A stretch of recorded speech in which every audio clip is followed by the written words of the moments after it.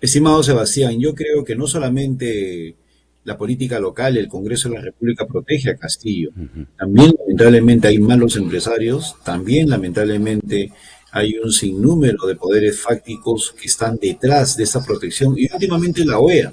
Mm. Pues hemos visto cómo se han presentado en nuestro país, desde mi punto de vista, innecesariamente, para tratar de mediar entre el accionar de los poderes del Estado que han señalado de que el presidente de la República es el líder de una organización criminal. Tan solo el día de ayer, la fiscal ha dicho que ya no son 7 las carpetas fiscales, que significan las 7 investigaciones que se están ejerciendo sobre Pedro Castillo, sino más de 50. Eso es realmente inusual, insólito, inédito y demuestra pues el carácter criminal y delincuencial de quien está en Palacio de Gobierno. ¿Por qué sucede esto? Porque simplemente el Congreso no cumple con su trabajo. El Congreso ha apostado por quedarse, el Congreso quiere seguir con sus prebendas hasta el año 2026 y la verdad es que esta crisis que estamos viviendo se dificulta en su resolución por el accionar del Parlamento. Ahora con esto usted ha dicho algo claro y nosotros hemos elegido a los congresistas para que hagan un trabajo de fiscalización, pero sin embargo no vemos en ellos esto. Aparentemente, no sé si me equivoco, usted está más cerca al Congreso de la República, usted está más, bueno, metido en la política. Parece ser como que hay ahí favores políticos. Yo no me voy como es cuanto hay. Saca esta obra para mi pueblo y bueno, pues usted continúe en el gobierno, pase lo que pase, sabiendo que el pueblo nacional, don Juan, no tiene trabajo en estos momentos. Usted sabe a través de la pandemia que ha afectado a todos, pero sin embargo los que sí tienen trabajo son los allegados al gobierno, que dicho sea de paso no existe ya el Partido Perú Libre. Es lamentable No, todo eso. No sé cuál es su inquietud que tiene usted frente a todo esto. lo que pasa es que hay una sumatoria de intereses creados. Yo tengo una hipótesis que es la siguiente, ¿no? Personas como Rafael López Aliaga, Forsyth, el mismo Resti, pero sobre todo Rafael López Aliaga, ha dejado de ser cabeza de la oposición simplemente porque ya ganó un puesto electoral, el del alcalde de la Municipalidad de Lima. Y como no puede renunciar porque sería bochornoso que renuncie para postular a la presidencia de la República, si es que Castillo cae en el corto plazo, prefiere calmar las aguas, prefiere decirle a su bancada que ya no impulse un adelanto de elecciones, prefiere quedarse callado para que de esa manera Castillo se quede hasta el 2026 y él pueda cumplir tranquilamente con su labor de alcalde. De esos también hay, lamentablemente, de personas que por sus cálculos políticos personales perjudican al país. Yo no veo otra solución que el adelanto de elecciones. Pero si tenemos a personas como Rafael López Aliaga, si tenemos a personas como los congresistas, si tenemos a personas como periodistas que antes decían que se vayan todos y ahora dicen no, que se vayan solamente los malos, el resto que se cae, pues el Perú se condena a una situación en la cual cada vez estamos peor institucional, políticamente, económicamente y sobre todo institucionalmente. Con esta visita, don Juan, que ha llegado de la Organización de los Estados Americanos, se han empapado de todo, de repente de las instituciones que han tenido que hacer llegar sus quejas ante estos. ¿Qué sacamos después de esto? ¿Obtenemos algo de esta organización que ha llegado precisamente a ver, analizar toda la problemática política de nuestro país? Al final el informe va a ser político, no tiene un carácter jurídico, es decir, no nos puede obligar a nada.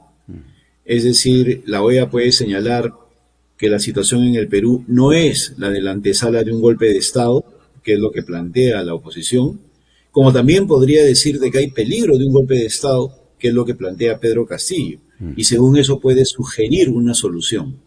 Y subrayo el verbo, sugerir, no puede ordenar, no puede mandar, no puede obligar, ¿no? Entonces, la OEA al final va a lanzar un comunicado que según la conveniencia del gobierno va a ser levantado por este. Pero la principal lección, estimado Sebastián, es la siguiente. No es posible que en nuestro país tengamos que depender vergonzosamente de entidades extranjeras, supranacionales, que no podamos resolver nuestras propias crisis, que un mentiroso como Castillo diga, me quieren hacer un golpe, y venga corriendo la OEA a ver qué pasa, ¿no? Y que acá no haya liderazgo, que acá no haya temperamento político, que acá los poderes del Estado, con excepción del Ministerio Público, con Patricia Benavides a la cabeza, no estén cumpliendo con su función. Estamos viviendo uno de los peores momentos institucionales de la historia del Perú. Eso debe quedar claro y no es una exageración. Que un ampón, que un delincuente esté en Palacio de Gobierno y no lo podamos sacar, ya es síntoma de un tremendo deterioro social, político, institucional que hay en el país. Esto es lamentable porque realmente nunca vamos a terminar con todo esto. Lo importante es que el señor presidente, con el respeto que se merece al cargo que tiene, la gente dice que los peruanos, nosotros, usted y yo, la prensa, no quiere que un maestro rural esté dirigiendo el país. Pero no le está dirigiendo como lo quiere el pueblo, y usted lo conoce, todos lo sabemos. Él dice, yo estoy gobernando con el pueblo, pero sin embargo, cuando ha hecho su participación en diferentes sectores del país, no deja ingresar al pueblo, solamente ingresan algunos allegados a su partido Perú Libre. Entonces, ¿cómo es que puede engañarnos que él está gobernando para el pueblo? No sé qué le parece a usted estas versiones que siempre las lanza el señor presidente. Yo respeto, por ejemplo, tu posición de periodista digno, que lo trates de señor presidente, pero yo creo que él ya solito ha hecho que le perdamos el respeto. Yo soy institucionalista y así lo llamaba a ese señor.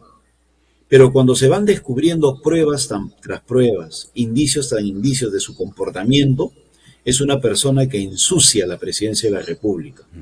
Es una persona que tiene comprometida a su familia en actos ilícitos. Es una persona que ha facilitado la fuga de su sobrino y sus ministros.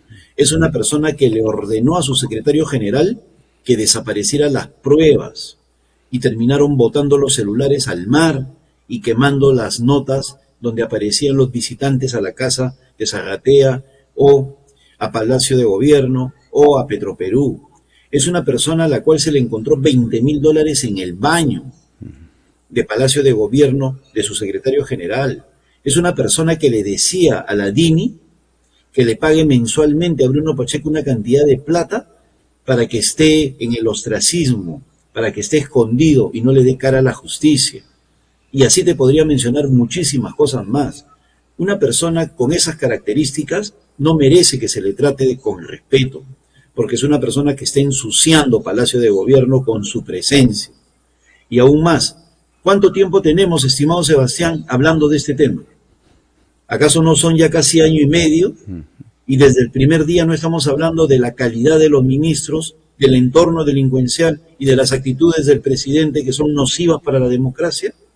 ¿Vamos a pasarnos 3 años y medio más con la misma cantaleta, aniquilando las posibilidades de crecimiento de nuestro país, anulando el futuro de los jóvenes, destruyendo la economía peruana, que por más que gane Gilbeck o Neira, no se va a solucionar en Piura, porque eso depende del presidente, y depende de su gobierno, y depende de muchas cosas que se emanan en Palacio?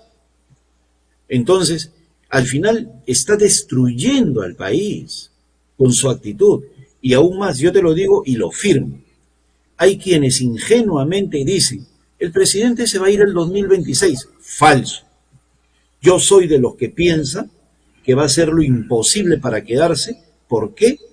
Porque él sabe que si sale de Palacio de Gobierno va a la cárcel.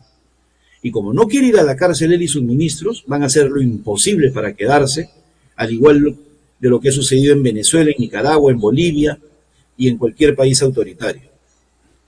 Y para ir culminando justamente sobre estos temas que realmente donde usted ha mencionado presuntos actos de corrupción, que el señor esté prácticamente protegiendo, por ejemplo, a su ministro, el exministro en el caso de Transportes, él lo blinda. Si él dice, porque ha dicho en varias ocasiones, meteremos la pata pero no las uñas. Mire la frase de un profesor, meteremos las patas pero menos las uñas. Yo no sé si nosotros tenemos patas, pero lo cierto es que yo creo que ha metido patas y uñas también el señor presidente de la República. Y no le dice a su ministro, oiga, si yo no tengo un rabo de paja, preséntate porque no tiene nada que esconder, pero sin embargo este señor protege a sus sobrinos, a usted lo ha dicho también, su cuñada que ha estado justamente en la cárcel. ¿Eso qué significa? Hay, de alguna manera, pues, evidencias clarísimas que el señor presidente de la República tiene mucho que explicarle al país, y por vergüenza, creo yo, que no se quiere ir. Por supuesto, por vergüenza no, por temor, estimado Sebastián. Él tiene temor de ir a la cárcel, que es el lugar que le corresponde. Además, mira, ya se va a cumplir un año, el 27 de diciembre sería cuando se cumple un año, que Vladimir Cerrón hizo análisis del primer gobierno de izquierda, ¿no? Y presentó un documento, Vladimir Cerrón, el año pasado. ¿Qué decía en ese documento Vladimir Cerrón, el dueño de Perú Libre, el partido que llevó a Pedro Castillo a la presidencia? Hablaba de la mafia chotana. Hablaba de ese grupo de personas que viniendo de Chota habían ocupado los estamentos del poder y estaban haciendo negocios. Vladimir Cerrón, como había perdido ministerios, estaba picón, ¿no? Y empezó a tirar dedo. Fue uno de los primeros que empezó a tirar dedo. Y como vio que Pedro Castillo había colocado en el premierato a Mirta Vázquez, una persona caviar, por lo tanto falsa e hipócrita, estaban haciendo lo imposible para meter en la cárcel a Vladimir Cerrón. ¿Qué respondió Vladimir Cerrón? Gobierna la mafia chotana con los caviares y están detrás de grandes intereses y de negocios. Entonces, si el propio partido de gobierno señala que el presidente es el líder de una mafia chotana, ¿qué podemos esperar los demás? Este desorden no puede continuar. Hay que acentuar la posibilidad de que se vayan todos, pues de lo contrario la situación va a seguir cuesta abajo, sin ninguna duda. Le agradezco bastante la gentileza y me preguntan por aquí, que le pregunte a usted, si usted estaría frente a frente con el presidente de la República, ¿qué le diría? En primer lugar, no tengan ninguna duda que le diría de frente de que el señor renuncie y enfrente los juicios que la justicia le plantea y que esté dispuesto a ir a la cárcel, pero que no siga perjudicando al país. Yo he hablado cara a cara con varios expresidentes, de los últimos, con Martín Vizcarra, con el propio presidente Pedro Pablo Kuczynski, y he tenido diálogos muy duros, como es mi temperamento. Así que no tengan duda que si tuviera Pedro Castillo al frente, le diría con cortesía pero firmeza que se vaya y que enfrente su destino, que está detrás de las rejas. Le agradecemos bastante la gentileza a don Juan Cheput y hasta en otra oportunidad. Muchas gracias, hasta pronto.